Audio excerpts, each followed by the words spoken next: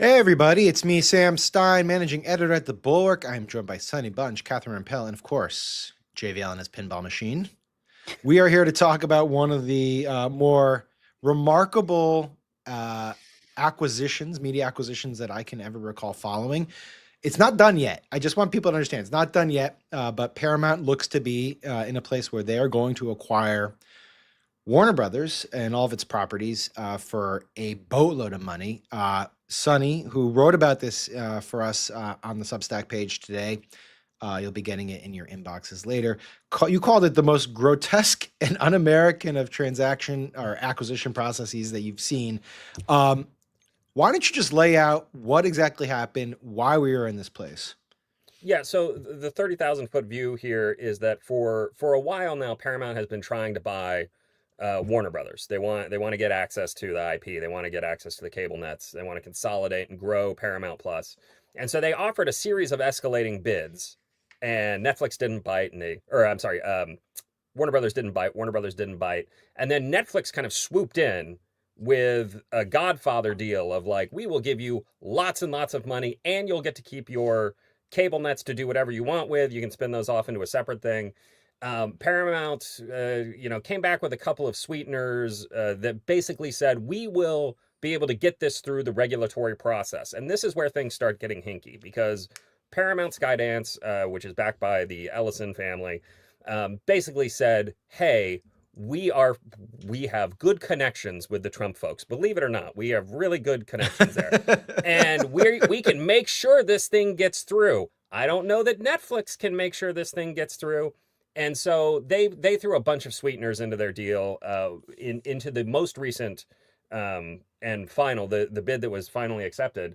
They offered $31 a share, which is more than what the Netflix deal had been packaged at. It's very slightly more, like $1 more a share than the Netflix deal had been packaged at. But what they also said was, if we don't pass regulatory muster, we will write you, Warner Brothers Discovery, a check for $7 billion. Oof.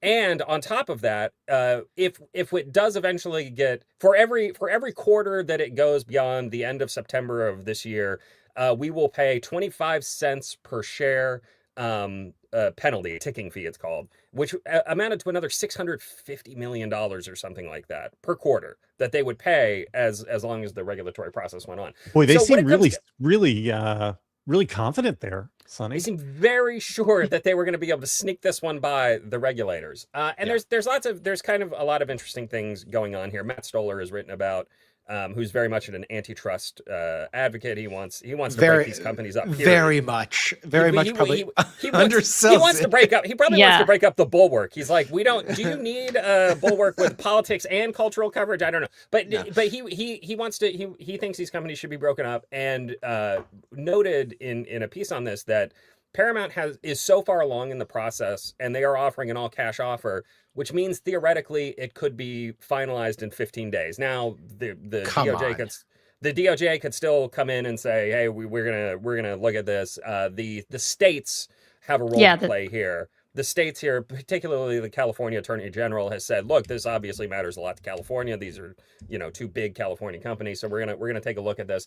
So we're not at the finish line yet. This is not a done deal, but the amount of money that Paramount was throwing around here as a guarantee of it being a done deal suggests to me that it's probably more or less a done deal. Okay, so let's linger for a second on the money, Catherine. So obviously, Larry Ellison, father of David Ellison, head of Oracle, is filthy, unfathomably rich. I mean, as evidenced by beyond this, yes. yes, beyond comprehension. Like, and I'm assuming this was a huge component of why Warner Brothers ultimately agreed to this. Is they just knew that Larry Ellison could backstop anything. And yet, there are other sources of revenue or money coming into this deal, including foreign sources. So I would like to sort of understand who are the financial interests actually behind the bid, and how much are we actually talking about in terms of money exchanging hands? Yeah, so you have the sovereign wealth funds, I think of Saudi Arabia, Qatar, and UAE. I forget the third country Okay. that are backing this. And of And we're course, cool with that. We're cool uh, with that. I mean, we'll see if it gets through a Okay. CFIUS review. I imagine under this I think- administration, yeah. it won't be an issue, but you never know. Especially since, well, I mean, Jared Kushner is also getting lots of money from these sovereign wealth funds too. Yeah, No. I hear they've he padded has the an in. pockets. Can't Yeah. have anything to do with this.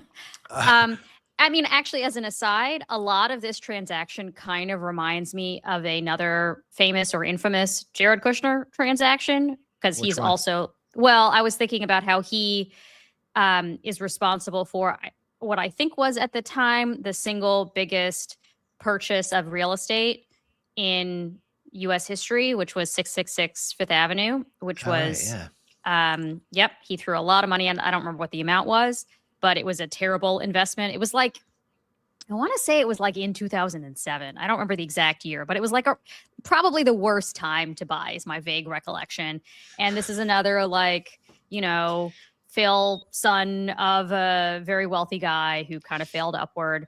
And I see some parallels here, maybe with Paramount throwing a boatload of money at Warner Brothers Discovery, which has only been profitable like 2 quarters. I looked at this up, like 2 quarters since it existed, going back to 2022. So they're throwing a lot of money at it, in addition to the breakup fee, and footing the bill for the breakup fee that goes into Netflix's pockets. Yeah. So Right. they're spending a lot of money on this. I think it is a little bit dubious as to like whether this is a good investment. When Netflix walked away, their stock price went up.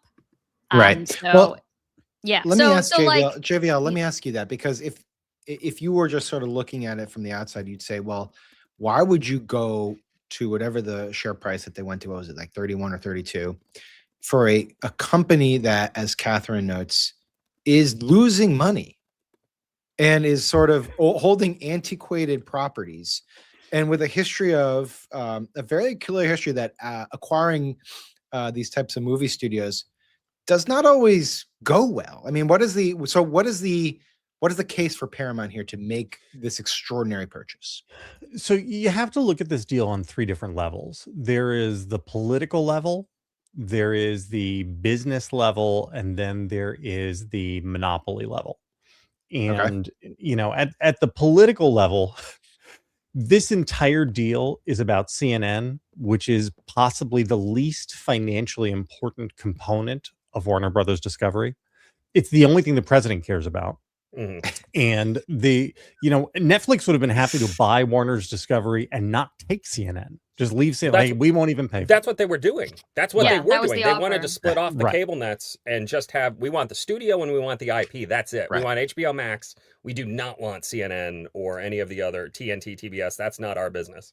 Right. The reason Trump favors the Ellisons in this deal is because of what they did to CBS News when they took over Paramount, which again, CBS News, not a vital component of the Paramount deal, but it was the important political component. Right. Because the president, like Viktor Orban, wants his cronies to control the news media. So that's happening like underneath the subterranean level of this. At the business level, this doesn't make sense because of the amounts of debt involved. And I just want to read you a little bit of here. This is from William Cohen over at Dry Powder, who had a conversation with Matt Bellany about this. So Paramount and Skydance is already like heavily leveraged. They're coming in as a company with $10 billion in debt from from acquiring Paramount when Skydance bought Paramount a few months ago. So a lot of leverage, like 3.3x leverage, I think. They're now paying $111 billion for Warner Brothers Discovery, and Warner Brothers Discovery comes with itself a giant debt load from when Discovery bought Warner's. Now, what was this, Catherine, 4 years ago? Yeah, it was 2022, I think is when it went through. Okay. And so their leverage is jumping up to like 7x, I think, or 6x. And so this is like a very strange deal, just a matter of finance. It doesn't really make a lot of sense from that level. Where it makes sense is when you jump all the way up to the level of believing in winner-take-all economics and monopoly. Right. And the Ellison's theory of the case is the streaming media is a winner-take-all sector. Right now, there are two people vying to own that crown. Those people are Netflix and Disney.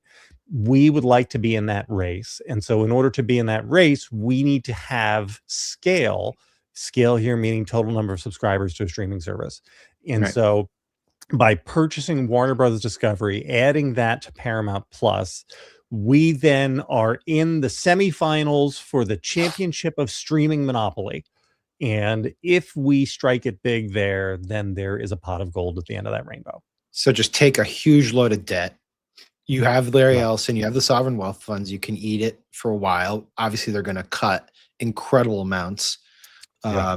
But ultimately, 10 years down the road, maybe you're the last streamer standing. Okay. Correct. Yeah, actually, wanna- to yeah, go ahead. put a Go dollar ahead. figure on those amounts Yeah. from the Yeah. same piece that JVL mentioned, I think it was Bill Cohan who also noted that Paramount, by its own admission, is planning $6 billion in cost savings. Cost savings is euphemism for laying off a euphemism. lot of people. Yeah. And Netflix claimed that Paramount would actually require $16 billion in cuts to make the math work.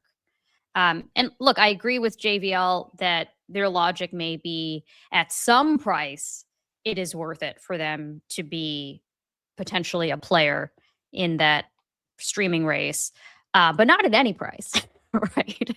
And so I still think that even if their bet is on, they want to be competing with the Disneys of the world, they still may have well overpaid.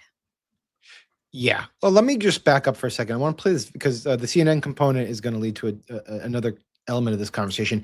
I want to play Trump in the White House from December. To JVL's point, it wasn't like subtext. This was the text for Trump. Let's play him talking about this merger as it relates to CNN.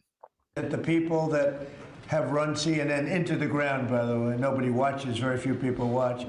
I don't think they should be entrusted with running CNN any longer. So I think any deal should be guaranteed and certain that CNN is part of it, or sold separately. But I don't think the people that are running that company right now and running CNN, which is a very dishonest group of people, I don't think that should be allowed to continue. I think CNN should be sold along with everything else.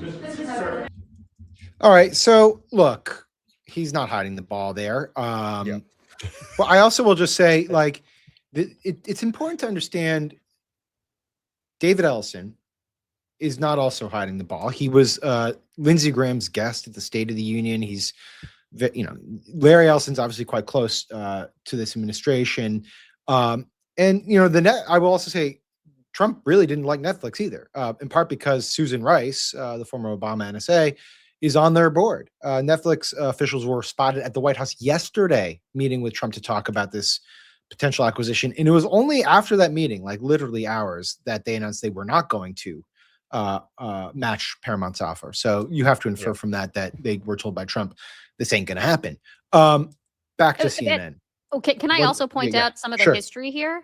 Which is that Donald Trump made very similar comments back in his first term when CNN was also changing hands as part of the AT&T Time Warner merger. And I was at CNN at the time. I should disclose I used to be a contributor at CNN. So Donald Trump made very similar comments, basically trying to block that merger. And ultimately, the merging parties used it against the government. I mean, there might have been an argument for like why on public interest grounds that merger should not have been allowed to go through. Not that it was a huge success finally, but that, it was maybe going to be bad for consumers. But Donald Trump, because he had made those comments, his DOJ had a much weaker case because the merging parties at the time were able to say, we think that this is just vindictive and this is not about public interest. And so that the merger went through. Now we're sort of in the inverse universe where Trump obviously wants it to go through, but the states may intervene and we can talk about whether they have a case. We'll talk about that in a second. Quickly, Sonny, and then to JVL. Sonny first. What are the other properties that matter materially here from the Warner Brothers perspective? I know JVL said this is all about CNN. I would just add one little wrinkle, which I don't really think gets appreciated. HBO. Trump really hates Bill Maher. watches him religiously too. He does. He Yeah. tweets about it all the time. I don't think he's doing this to fuck with Bill Maher, but there are other elements of this portfolio that I think he does have interest in. But Sonny, unpack the portfolio here and maybe just add a little, sprinkle in a little bit of sort of prediction about what you Yeah. think is going to happen with some of them. Well, so Warner Brothers Discovery is three big things really. It's HBO Max, which is a very it's a relatively small but very successful streaming company. I mean, in as far as these things go, I think it's only 1.3% of streaming, viewing on TVs is HBO Max. So it's a relatively small, but it's still it punches above its weight, as they say. Right. Paramount Plus has actually done very well in relatively speaking. They have these hit shows like Landman, and the Tulsa King, these things, the Yellowstone universe, but they don't have that prestige vertical really, and that's what HBO would add to them. They would give them prestige and a different audience. They believe there's not an enormous amount of overlap there. They think that they're going to be merging different audiences. The studios and the IP are the other kind of big element here, right? Paramount wants to get access to the DC universe. They want Batman and Superman. They want to be able to do Harry Potter stuff, right? They have a whole thing there that they want to do, and use that to kind of build up their own streaming service. There's also the theatrical component here. If you look at the box office over the last 30 years, Paramount and Warner Brothers combined make up about 25% of the total domestic box office gross. And this is honestly the best antitrust case that somebody's going to be able to make, is to say these two companies would control such a large portion of the box office universe that if they either use that power to force theaters to try and take worse films, do return to block booking, whatever, or if they were to reduce the theatrical output by 40%, which is basically what happened when Disney merged with 20th Century Fox. Disney merges with 20th Century Fox, and all of a sudden there are 40% fewer wide releases between those two studios. If you see something similar like that happen here, which you would have to, there's no universe in which Paramount, Warner Brothers... There's a guarantee in this, isn't there, Sonny? There's an Ellison guarantee. They're like, oh, we'll combine for 30 movies a year for X number of years, which is basically an assurance that they're going to cut it at the end of the guarantee, right? They are currently saying we are going to maintain a robust theatrical blah blah. They're very strong about this, but it's all without like an actual regulatory guarantee. This is something the DOJ could do. Right. DOJ could say you have to release the same average number of movies that were released in the non-COVID years, whatever. Like you could do that. That's a thing that DOJ could do.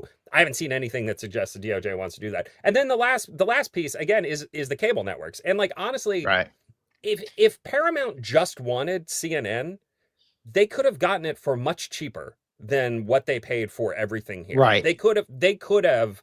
It's one of the fascinating wrinkles here. I don't think they care that much about CNN, but Donald Trump cares a lot about CNN. Right. So that's kind of the thing that made buying the whole company paramount for Paramount. Like they needed the whole thing. They needed the whole package. And they can go to Trump and be like, hey, we'll do what. All right. That sets this up perfectly. JVL, what happens to CNN from here? I mean, I assume that CNN will come under the control, either formally or informally, of Barry Weiss. Barry Weiss, who reportedly kissed Trump on the cheek when he showed up to be interviewed at CBS News a few weeks ago. Barry Weiss, whose stewardship was lauded by Brendan Carr. It is weird that somebody who is fearless and committed to absolutely free speech turns out to be an absolute darling of the regime. If I was somebody who cared about being independent, that would make me a little nervous. Right. If the censorious regime, under Brendan Carr started just talking about how great I was and what a great job I'm doing, I might do some self interrogation there. Maybe some reflection. But this is, so CNN will, again, as Catherine said, they're going to have to do at least $6 billion in cuts. One of the easy ways to do that is to start slashing redundancies. There are a lot of redundancies between CBS News and CNN. And they know that they have to make CNN make Trump happy the way they have with CBS News. And Trump has clearly been very happy with what has happened in CBS News since January. Well, I mean, he's still threatening to he said sue as much. CBS News periodically. Sure, So he's periodically, right. even then not sufficiently happy. Yeah. But like Tony Dokoval or whatever said that it was the greatest State of the Union address ever, and has done tributes missed to that. Marco Rubio. It is beyond parody, and so CNN's going to get gutted and Right. is going to be turned. But this is like watching Hungary. Like this is so we now have the Washington Post, the LA Times, CBS News, CNN. These places are all systematically being brought under control of cronies of the strongman. Well, Yeah. not just news organizations. Don't forget TikTok. TikTok is Yeah. also With owned the by a Ellisons. consortium. Yep. So the Ellisons, the Ellisons will effectively have control over TikTok, which means the way younger people get their news, right? Gen Z gets their news. CNN, Elon, Twitter, right? Yep. So It's funny. I was at a journalism conference or speech 2 weeks ago, and there's this sort of old retort comes out from one of the audience members about, isn't the media, the liberal bias of the media, isn't that the real problem? And I was just looking, I was like, look at who controls all the major properties. It's like, this is not, I think people are dealing with an antiquated system. Sure, maybe not so long ago, there was a real liberal bias problem, but effectively some of the biggest media properties in this country are all controlled by Trump allies or people who want to ingratiate themselves with Trump. A bunch of people in the comment section have been asking this, and this is my favorite part of this discussion. I'll start with Himmel Ganger. Sorry if I mispronounce this. How healthy is Netflix's fiscal position? So this opens up a type of conversation that I want to start with, Catherine. If you want to take this, this sort of conventional wisdom has come out that Netflix actually is better off. I mean, the stock prices, as one of you guys said, is up. They get that $2.9 billion breakup fee, although we don't know how much of that's going to lawyers. And they're not saddled with this big company, although they did try to buy it. So how do you view the way that Netflix comes out of this?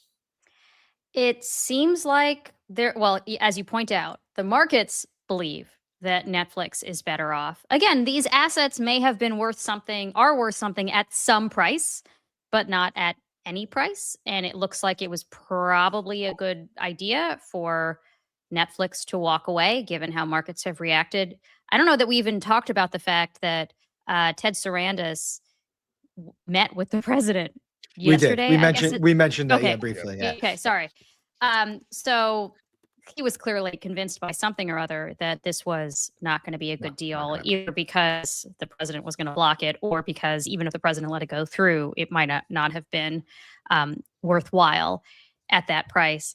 I think one interesting question is, what do they do with their new windfall from that breakup fee? And I know we were talking online and talking on Slack beforehand about it's a fun parlor game, right? It's yeah. like, you have $2 billion to spend. What do you do? 3. Almost. I mean, maybe you well, throw I'm cutting $900 million for the lawyers. So let's just say, give or take. Maybe you throw a big party. I don't know. That could be fun. But probably you spend it on gobbling up what you hope is some of CBS's core business, which would be maybe sports streaming rights for various things. That would probably be a good investment. All right, let's play this. It's hard to imagine game. Let's play this game. Sonny, you're running Netflix now. They've just decided, you know what? We want that guy. Mistake. We want that guy to run. We're going to appoint you to be our head of acquisitions. Okay. Sonny turns the whole network over to Whit Stillman. We got a lot of Metropolitan content coming. We got some Zack Snyder movies in the works. It's great. And also, yeah, exactly. A bunch of new Superman runoffs. $2.5 billion at your disposal. Have at it. Make it work. What do you do? It depends on what they want to do here, right? Do they want to try to pursue the path of revenge, which is always dicey? But if they wanted to kind of subtly stick the knife in, it wouldn't be subtle at all. You would just go after NFL rights. And Netflix has the money to go after NFL rights. The thing about CBS. Wait, are they available NFL rights? Well, no, will I mean be. they come up for Okay. bidding Every every 2 years out. every 2 years? 5, Okay. 10 I years. think you know, somebody should fact check me on that. Don't take that to the bank. I think CBS has their rights through 2031 or something like that, 2032. Okay. But it's about $1.8 billion a year, I believe, for Sunday games and some playoff games. The Super Bowl is its own thing. But if you are Netflix and you are trying to find ways to increase your audience, that's a good way to do it, and it's a good way to keep people for a long period of time. The NFL season is 4 months long. That's longer than their shows run. The shows, they debut them and then it's they dump them all at once and they're over. So I would go, I mean, if I were them, I would go after sports rights. I would go after the NFL. I would go after March Madness. I would go after the Masters. And the Masters has a very long relationship with CBS. I don't know that that's really in play, but theoretically it could be, throw enough money at anyone.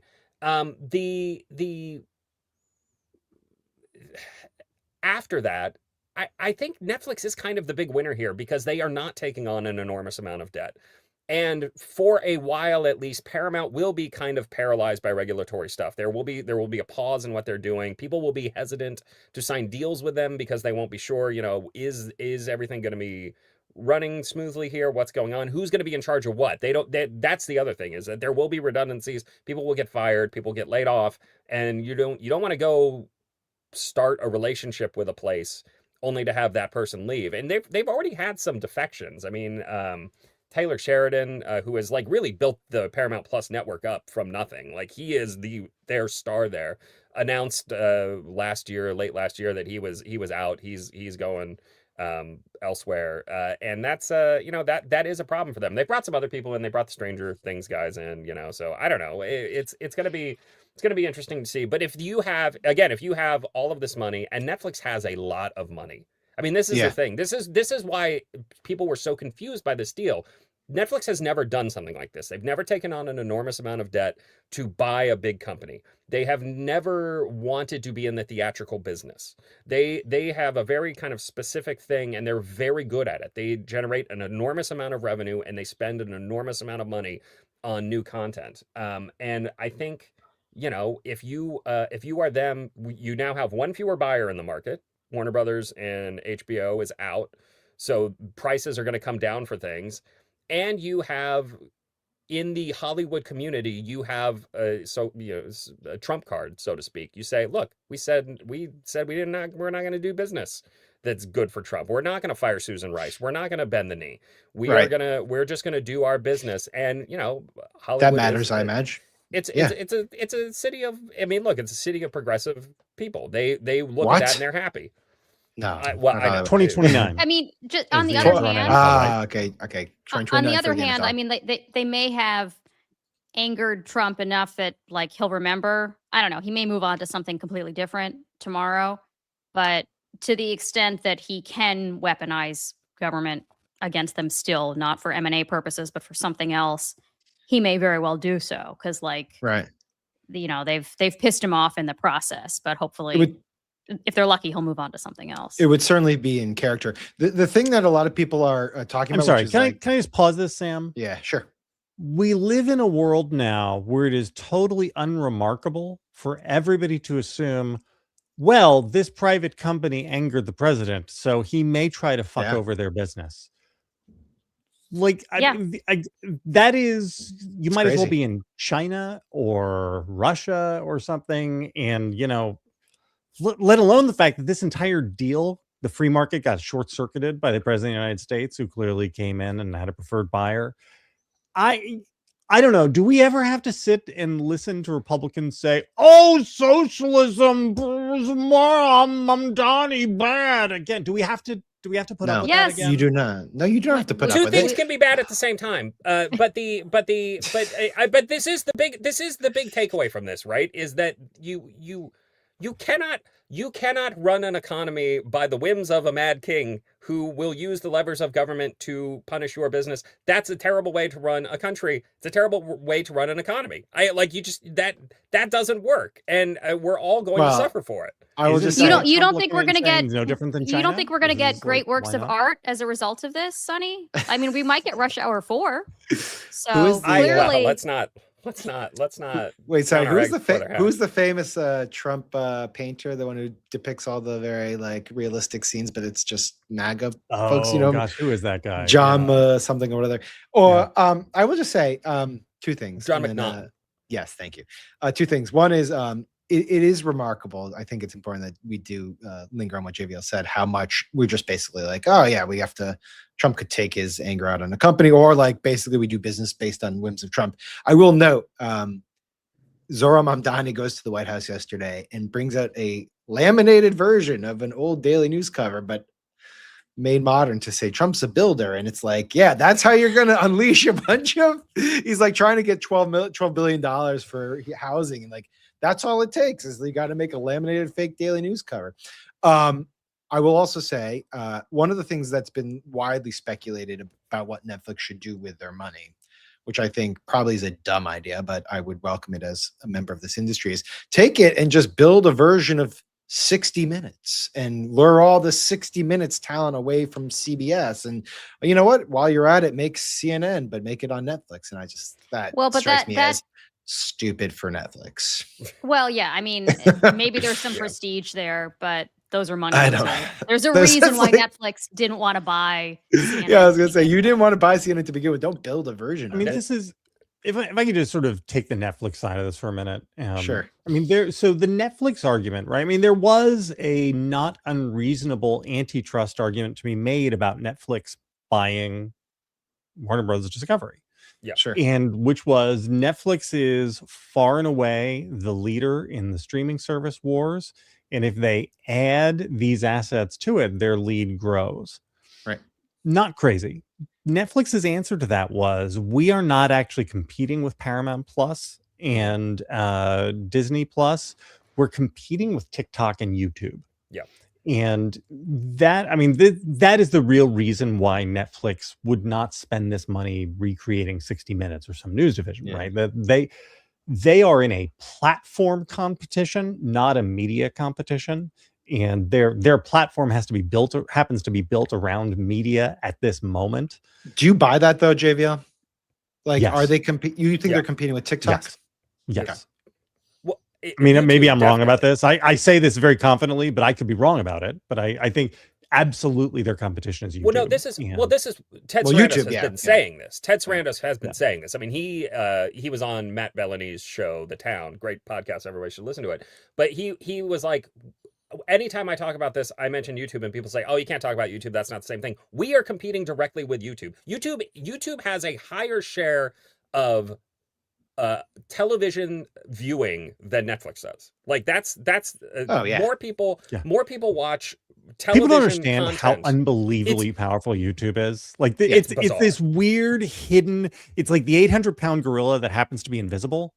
And it's the dark like the matter most of the important social. It's the most important social network. It's also the most important streaming network. It maybe is the most important media company. Anyone who works in politics, anyone who works in actual election politics understands this. I remember talking to someone on a super PAC during the 2024 campaign, and they showed me data that almost blew my mind. But something like 40% of people were getting their content on YouTube. Yeah, it's an extraordinarily large figure. We are streaming on YouTube, I should say. It depends what you mean by Yes, exactly.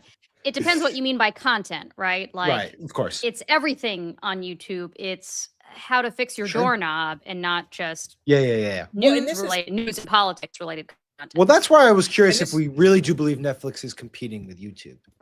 And I guess yes, it is. Yes, because I mean, Netflix famously said that they compete with sleep. Yeah, it's true. But YouTube has an enormous advantage here too, because they are not paying for this content. Like Right. it's Right. free. No, YouTube isn't paying us to live stream here. We get a cut of ad revenue. We get, some subscription money or whatever. But like, it's not like YouTube is sitting down and writing. Unless somebody at the Bulwark is cashing my YouTube checks. I have been. like Yes. that. Sorry. But no, that is YouTube's big advantage. They have a ton of eyeballs. They have a ton of eyeballs across all platforms: TV, phone, laptop. I would assume more so on phone and laptop than anywhere else. But even on TV, they are the biggest individual streaming channel, and they don't pay for these things. They're free. Yeah. They're just there that other people put up there. It's like winning the lottery if you're a tech company. Yeah. I will also point ahead. out that this is going to be a complication for the states that are signaling that they plan to challenge Well, let's this talk merger. about that. Can you explain? So there have been some signals, including from the this has been a question for a lot of people. So, like for instance, Shawnee P says, "Isn't there a monopoly law? I guess I need to research more." Others have been asking, "Why is this a fait accompli?" The AG of the state of California has said he's going to look at this. He's going to scrutinize this. This is not a done deal. He's pretty explicit about that. So, Catherine, like, what are the options here for people who are worried or who want to hold this up? Is this a fait accompli?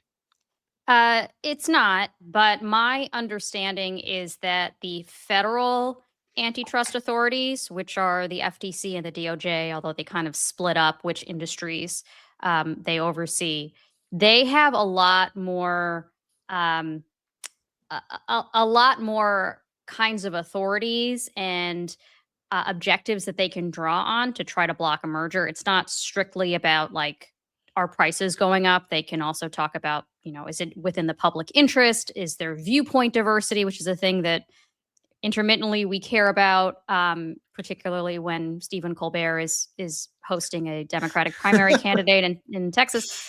Anyway, so they do oversee these other kinds of authorities. The law is much broader.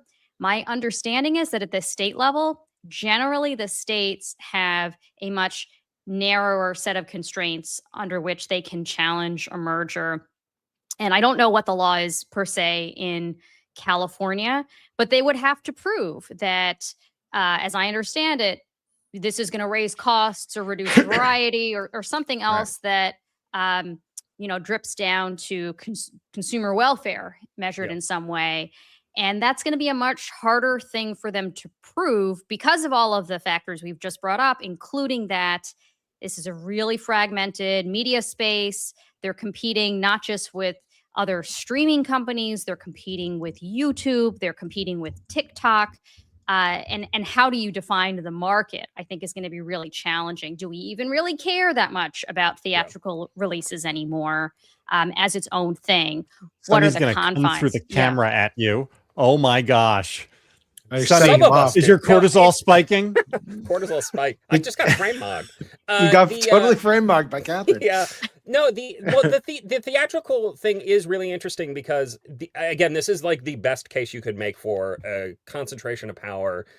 But it's also arguably you could make a pretty compelling case that it's better for consumers for theaters not to be there. Frankly, it's cheaper to stream things on VOD. It's easier to get to. So I don't know. It's you can see the tweet real from thick. Rob Bonta right there. This is the AG of California. Paramount-Warner Brothers is not a done deal. These two Hollywood titans have not cleared regulatory scrutiny. California Department of Justice has an open investigation. We intend to be vigorous in our review. So there is that hurdle. And then the Europeans, I guess, have to have some say in this. I don't know why we listen to the Europeans about that, but whatever. They actually, antitrust law in the EU is actually much broader than it is here. And they take into account, they're more likely to take into account things like how does it affect the workforce and not just like how does it redound to consumers.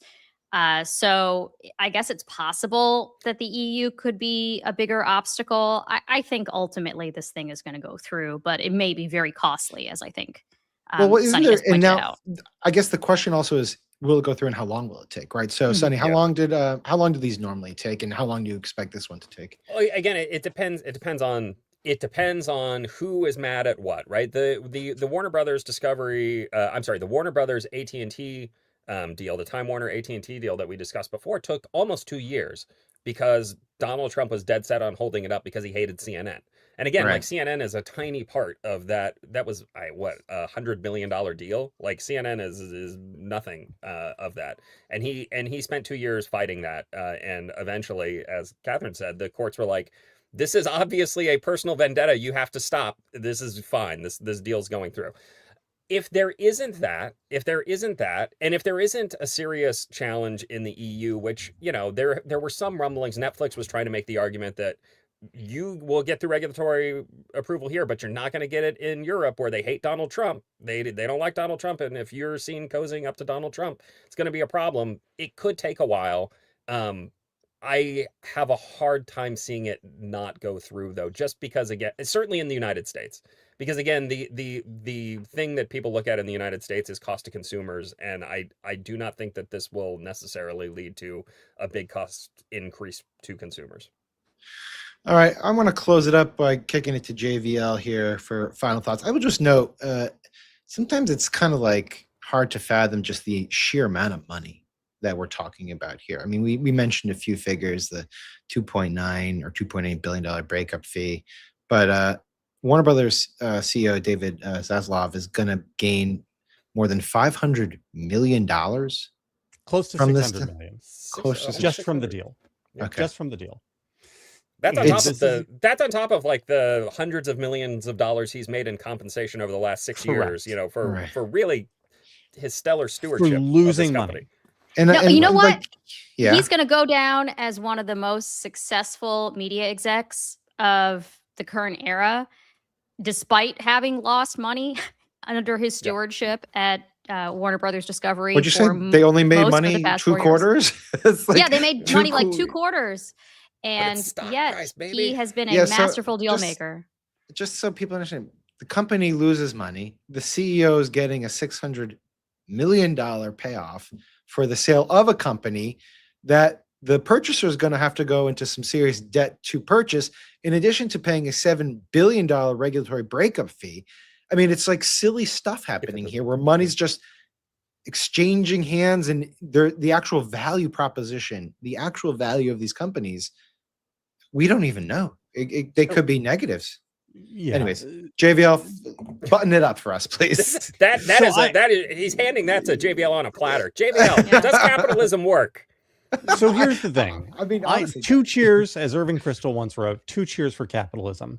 The problem, I mean, there are many problems with capitalism, one of which is that market distortions wind up, and externalities create market distortions, which give you capitalist results, but that don't make sense and that don't have a lot of logic to them. One of the biggest market distortions you can have is a federal government which decides to insert itself in the workings of the broader economy. And that is what has happened here. So how does David Zaslav go from the purchase of Warner Brothers originally, and so the merging of Warner Brothers Discovery as he purchased it from AOL, that was a terrible deal. His combined companies were saddled with tremendous debt. His stewardship of those companies went very badly, as Catherine said, unprofitable for all but 2 quarters. The entire thing is rescued, and Zaslav goes from goat to hero only because the president of the United States gets involved, and one of the buyers is a motivated buyer who is there motivated by his kinship with the president. And so you wind up with this deal that only kind of makes sense because of the politics of it. It doesn't make sense on the finances of it. And you see this sort of stuff happening all over the place. The TikTok sale is insane, right? We had a law which was simply defied for like a good year, and nobody bothered to try to enforce it. And then when TikTok was eventually sold, it was sold at an enormous discount, something like 80% off, because it was being sold to friends of the president. And I struggle with understanding whether we should call this socialism or whether we should call it like command capitalism or command economy. But the end of the day, it isn't really different than what the Chinese Communist Party does, right? In China, there are private companies who do their own thing, and they have a simulacrum of a free market, except that everybody understands that at the end of the day, the federal government can tell anybody what to do at any moment, and you have to do it. Otherwise, you disappear like Jack Ma. And we're not quite there yet, but that is kind of the way the American economy is heading. And we have seen over the last year the way in which this turns out not to bother American businesses. You would have thought, like, confronting American businesses with the possibility of this reality in 2022 would have made them freak out and say, no, no, no, we want a free market. But it turns out they don't, because they all understand that they can get along.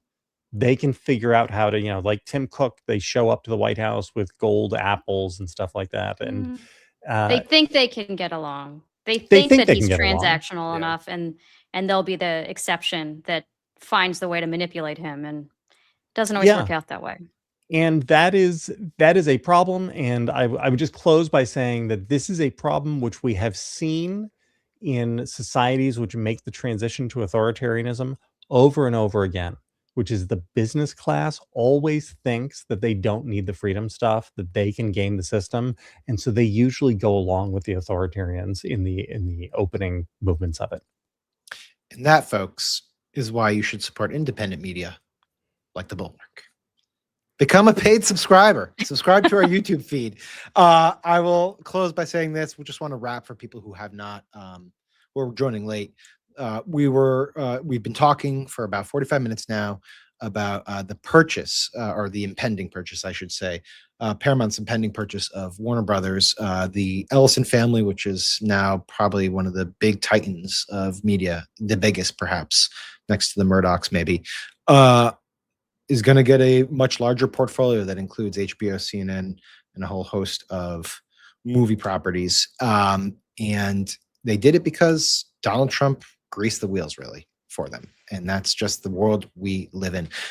Sonny, JVL, Catherine, thank you for doing this. For those who have been watching this entire time, I said it a little tongue-in-cheek, but I do mean it. Your support to us in these moments and in these times really matters.